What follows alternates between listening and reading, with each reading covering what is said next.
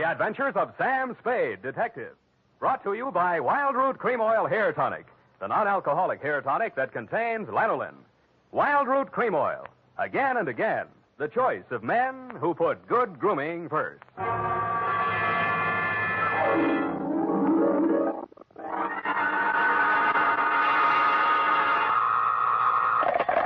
Spade Detective Agency. This is Sam, Blackleg Spade, the third most dangerous gambler on the Barbary Coast. Oh, Sam, not horses again. Horses, women, and the gaming tables, Effie, the versions of the elite. Well, divert yourself with this, Sam. The phone company has sent a pink notice. Pay it no mind, sweetheart. We are healed. We have hit the cashier's cage, annexed the pot, broken the bank, and we're standing on velvet. Sam, are you sober? Definitely velvet. Warm, too. Sam, from where are you calling from? You're wrong, Effie. It's a drugstore. Stay where you are. I'll be right down to deal out my report on the hot 100 grand caper.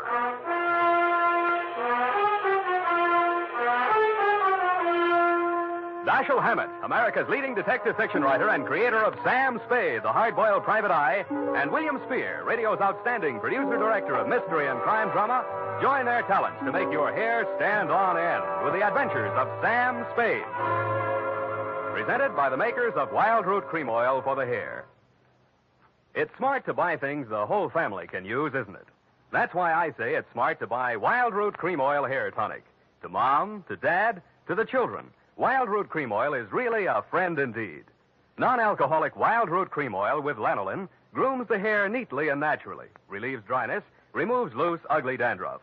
I hope you have a big family-sized bottle of Wild Root Cream Oil in your home. Get Wild Root Cream Oil Hair Tonic. Again and again, the choice of men who put good grooming first.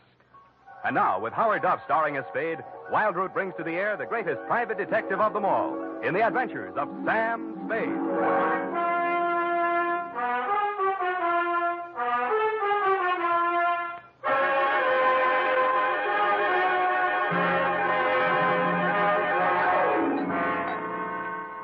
Date, September 19, 1948, to robbery detail, San Francisco Police, attention Sergeant Walsh. From Samuel Spade, license number 137596. Dear Joe, here's the rundown on that hot 100 grand.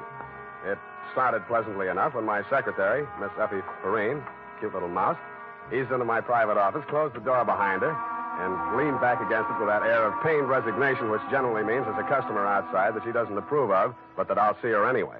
It's up to you, Sam. She's very well dressed, and I imagine she can afford you. How do you deduce that? Well, she dropped her purse. I didn't get time to count it all, but there was a $100 bill on top. Well, sure, in, Effie. Sam. Go ahead, say it. Oh, I don't know, Sam. Sometimes, well, there's just money. No, that's one of the reasons I hire you. What's the matter with it? Nothing. That's just it, Sam. She's very good-looking, cultivated, and very kind and considerate. And she seems sincerely troubled. You mean her act is a little too good? I felt that too, Sam. Thanks, Angel. I'll keep that in mind. Tell her to come in. All right, Sam. Mr. Spade will see you, Mrs. Kilcourse. Thank you. Thank you for seeing me, Mr. Spade. My pleasure. Won't you sit down? Oh, thank you. I'm Lorraine Kilcourse, Mr. Spade. It's about my husband, Leonard Kilcourse. Husband? Oh. We've only been married a short time. It was a quiet ceremony at the San Sidro Mission. Leonard didn't want to subject me to any publicity. The difference in our ages, you know? You mean you want me to keep it a secret? Oh, no, except for the newspapers, of course. Naturally, all of Leonard's friends know. No, he doesn't have many, from what I've heard. I've thought it strange, too, that such a prominent man should have such a small circle of acquaintances. I met him only a short time before I married him. He's been very kind and absolutely devoted to me, and I suppose I should feel ashamed of myself for coming to you. But there are so many things about him that are mysterious that sometimes I can't seem to find my handkerchief. Here. Kleenex. Oh, I'm sorry. Thank you. I take it you're not a San Francisco girl. No, I met him at a dude ranch. Well, maybe I can clear up some of your mysteries for free. The reason your husband doesn't have many friends is because they keep dropping dead. I don't understand you. Oh, forget it. He's a big public servant. He's built a lot of sidewalks. The streets of the city are paved with his good intentions. His name is on 1,000 manhole covers. If the names of his former business associates land on headstones, it's nothing to me. I got my own racket. Well, what? I think my husband is paying blackmail to someone. Uh-huh.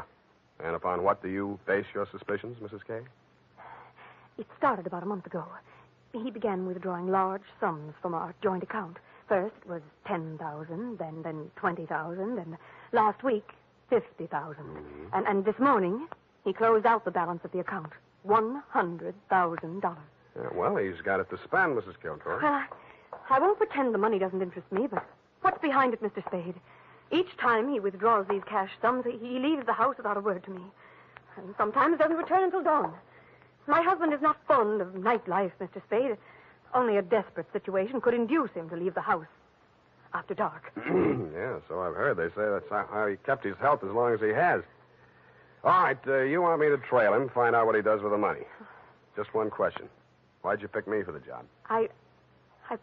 Why, your reputation That's is... local. You say you're new in San Francisco. Well, I do read the local papers. Your picture was in only 2 weeks ago. Yeah, well, that caper didn't help my reputation. I like your looks. A nice, honest face. A man I could trust. Well, I don't buy that. And I'm sentimental, too. Your picture reminded me of someone who is very dear to me. My brother.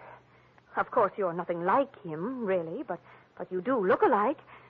I suppose that sounds like a silly woman's reason for... Yeah. What's your address? Well, I have a little place of my own out on Divisadero.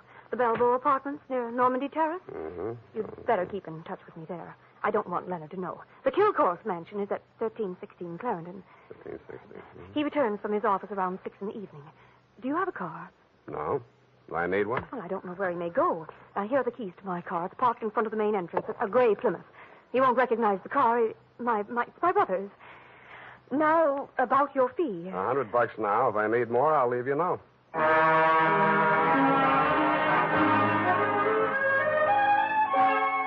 had an uneasy feeling I would need more. The last detective that tried to follow Leonard Kilcourse had hospital insurance. I don't.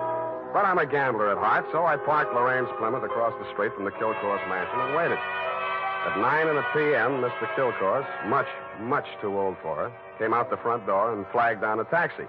I made an illegal U-turn and followed. The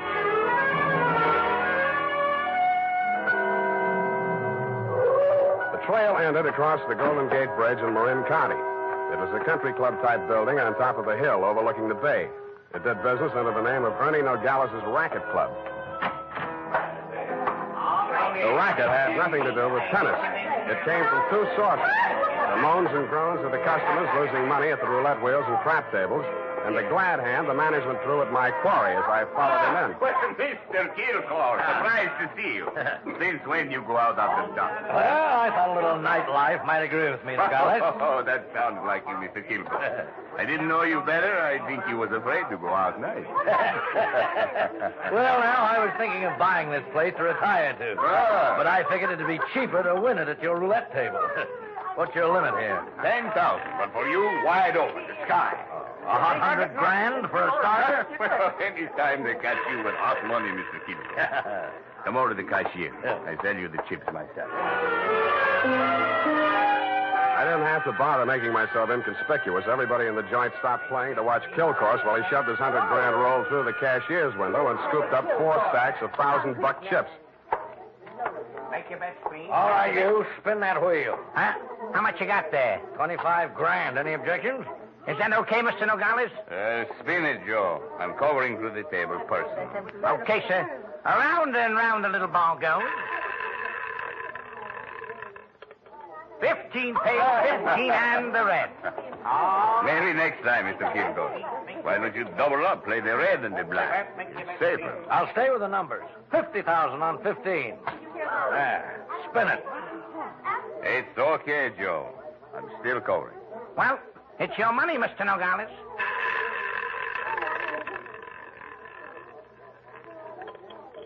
Number 4 pays. Number 4 and the red again. Well, $25,000 more on 15.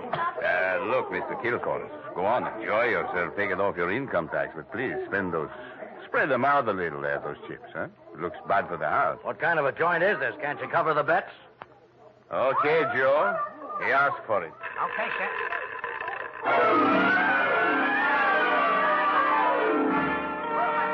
I didn't wait to see where the little ball went on the last spin of the wheel. I would have made a side bet with any taker that Kilcourse wanted to lose that $100,000. I would also have made book he knew I was following him.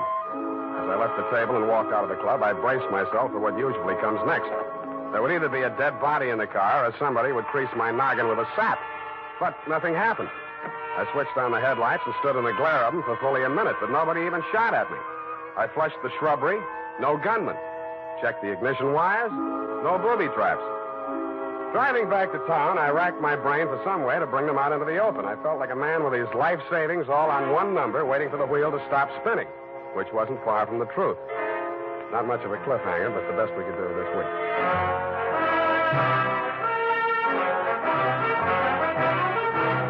The makers of Wild Root Cream Oil are presenting the weekly Sunday adventure of Dashiell Hammett's famous private detective, Sam Spade.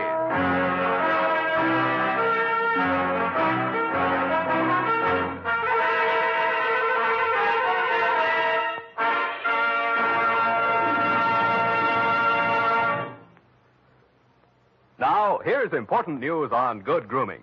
If you want the well-groomed look that helps you get ahead, socially and on the job, listen. Recently, thousands of people from coast to coast who bought Wild Root Cream Oil for the first time were asked, how does Wild Root Cream Oil compare with the hair tonic you previously used? The results were amazing. Better than 4 out of 5 who replied said they preferred Wild Root Cream Oil. Remember, non-alcoholic Wild Root Cream Oil contains lanolin. It grooms the hair naturally, relieves dryness, and removes loose, ugly dandruff. So if you want your hair to be more attractive than ever before, get the generous new 25-cent size of Wild Root Cream Oil, America's leading hair tonic, on sale at all drug and toilet goods counters. It's also available in larger economy bottles and the handy new tube. Get Wild Root Cream Oil. Again and again, the choice of men who put good grooming first. By the way, smart girls use Wild Root Cream Oil, too. And mothers say it's grand for training children's hair.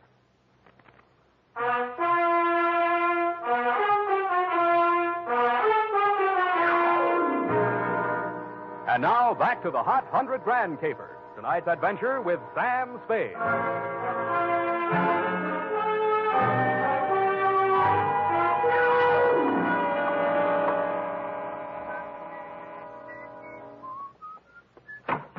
Yeah? This Mrs. Kilcourse's apartment? Yeah? She here? Yeah? Well, can I come in? Yeah? Tommy? Yeah? Who is that, Mr. Spade? Yeah. Oh, this is the detective I was telling you about, Tommy. Remember? Yeah? The one who looked so much like you?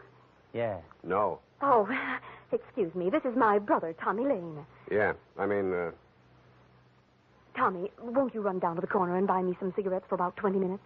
I have something to talk over with Mr. Spade. Yeah. nice boy, your brother. Small vocabulary, but big feet. Well, he's shy. Now, what did you find out about my husband, Mr. Spade? He dropped $100,000 in a gambling joint. Ernie Nogales' racket club. You know it? No, but I know Ernie Nogales. I knew him in Reno before I met Leonard. He lost his license there for running a crooked wheel. The way Kilcourse was playing tonight, that wheel didn't have to be crooked. He was trying to lose that $100,000. But why?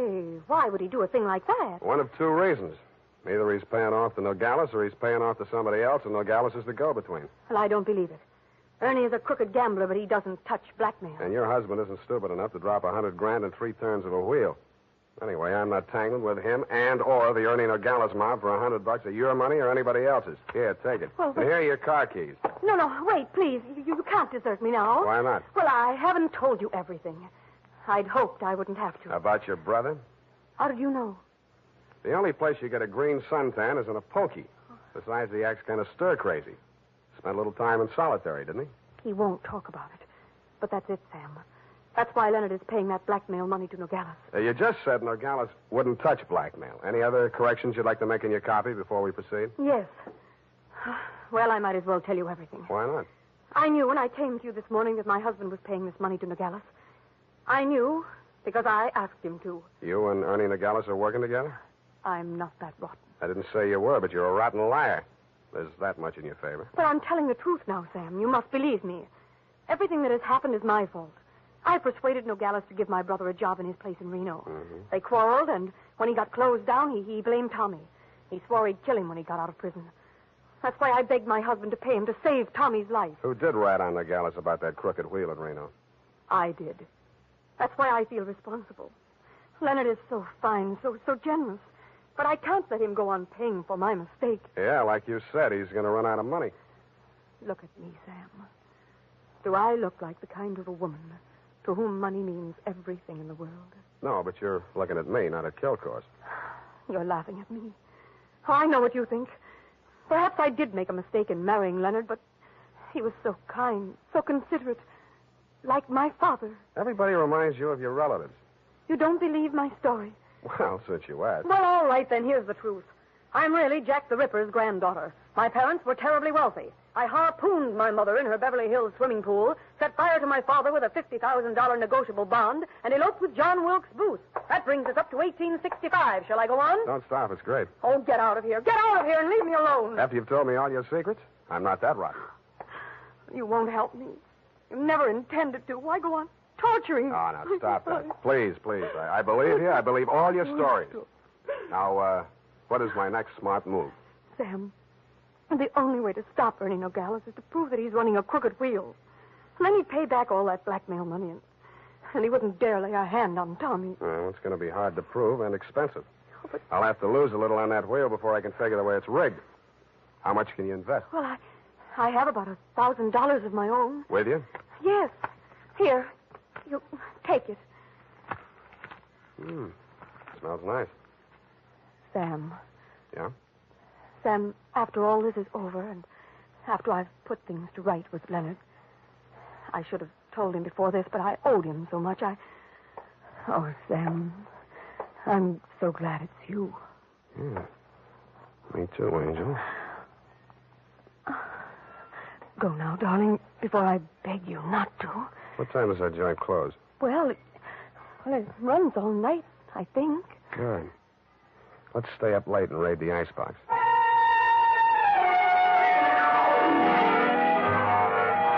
Around 2 a.m., when I low-geared the Plymouth up the long, steep driveway to Ernie Nogales' racket club, backed into the parking space nearest the road with a car headed downhill for a quick getaway, just in case, and I went in. The joint was still going full blast. I bought $500 worth of chips, swaggered over to the table where Kilcourse had dropped his $100 and nonchalantly flipped the blue chip onto the red. Felicia Betcher, ladies and gentlemen, make your game. Okay, that's all. Around and round the little ball goes. I didn't look to see where the little ball went. Most of the money was on red, so it was bound to turn up black. A red, please. What? Number 15. Place your bets, please. Make your game, ladies and gentlemen. Around and round it goes. The chips were spread around more the next turn, so I stacked 100 at the bottom of the 1 to 34 column. With a crooked wheel, my 100 made it the best bet to lose. And 19, and the red wins again. Hey! I plunked 500 down on number 5 and raked in 17,500. I left my original bet on the table. When the little ball fell into the pocket, I was $35,000 to the good from my point of view, but not from my clients. I doubled my bet and looked apprehensively around. There were no surly characters edging up behind me. In fact, the only surly character in sight was Ernie Nogales, and he looked happy. That didn't make much sense. When my bankroll got to $105,000, I played a hunch. I threw $5,000 of it back on the table and lost it. That made a kind of sense.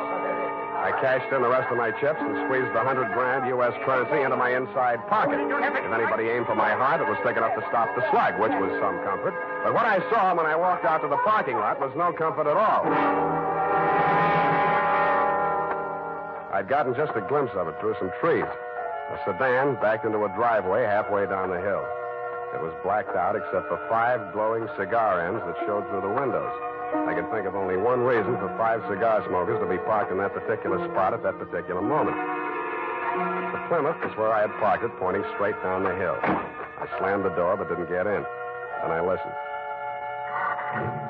The car down the hill was getting ready, too.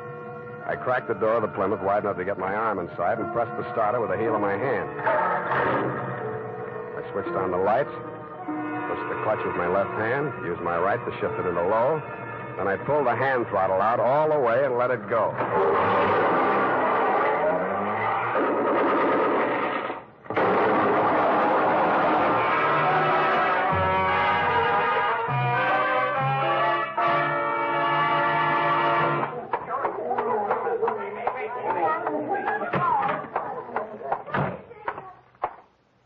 What's the big idea busting into my office? We're going to have a talk, Nogales. Please, don't wave that heater at me. It makes me nervous. I don't like guns. I don't either. That's why I'm here. Put your hands on top of the desk and keep them there. All right.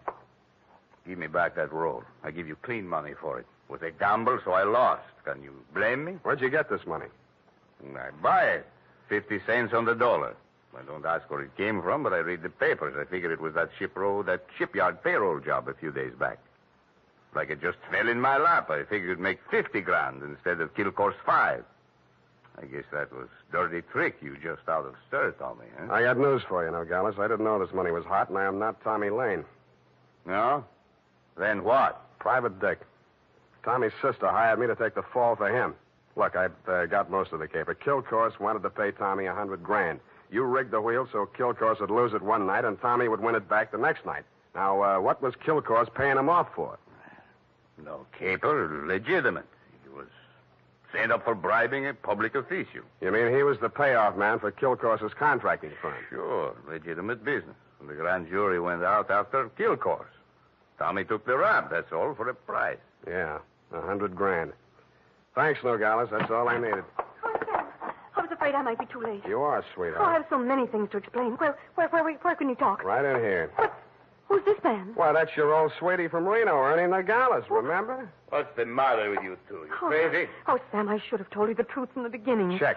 The Nogales yarn, I can understand, but why did you tell me you were Kilcourse's wife? I was desperate. I had to say something. It was the only explanation I could think of for my interest in this case without telling the truth. But you were making a pigeon out of me. I don't know about such things, Sam. All I know is I'm here in time to warn you. You mustn't walk out of here with that money. Listen, They may kill you to get it back. They already did. They're combing the wreckage of that car right now looking for my body. Then Tommy was right.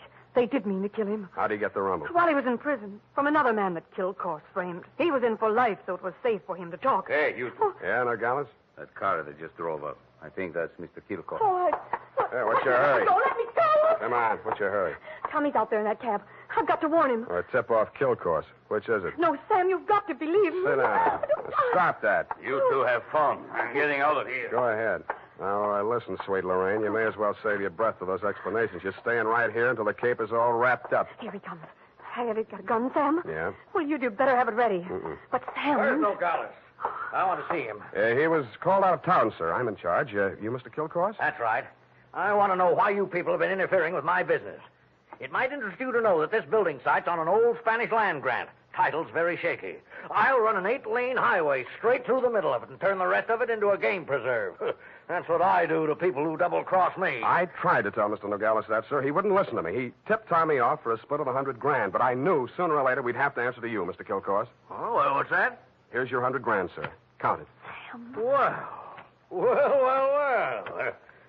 Well, what's your name, son? Sam Spade, sir. Well, I'm glad to meet an honest lad.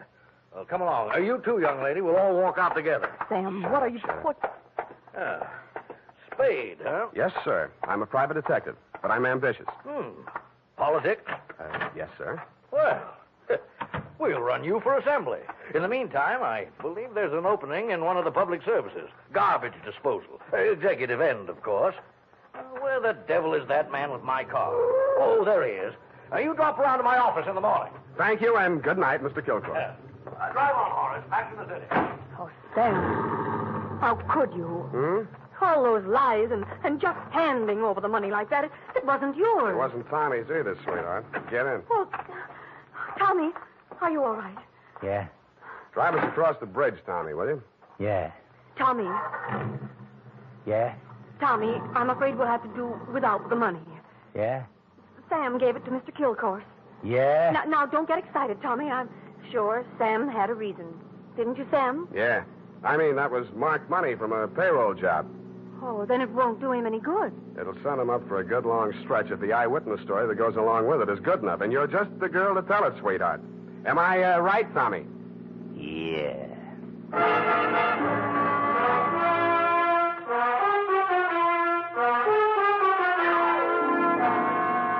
period. End of report. Already? But, Sam. Yeah? What happened?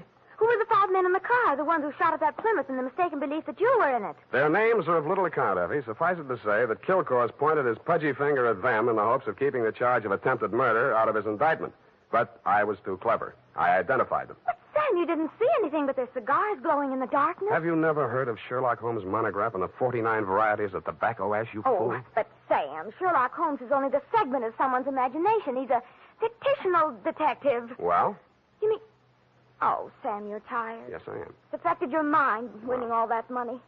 Now, you just sit here and rest. All right. Think of the snowy mountaintops and blue skies. Mm. I'll just go and type this up. Snowy mountaintops. Winter sports yet.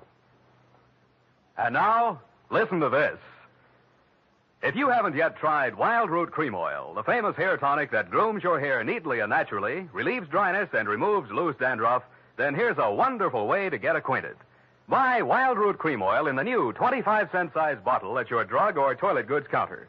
Also, ask your barber for a professional application of Wild Root Cream Oil hair tonic. Again and again, the choice of men who put good grooming first. Well,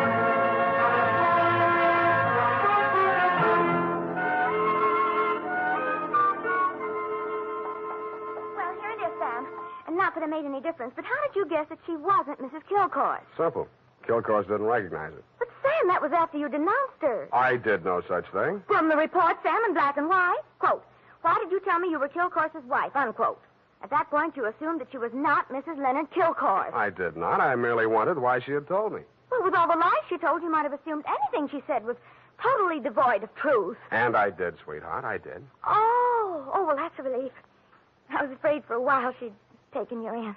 What's that got to do with the truth? Oh. Good night, Sam. Good night, sweetheart.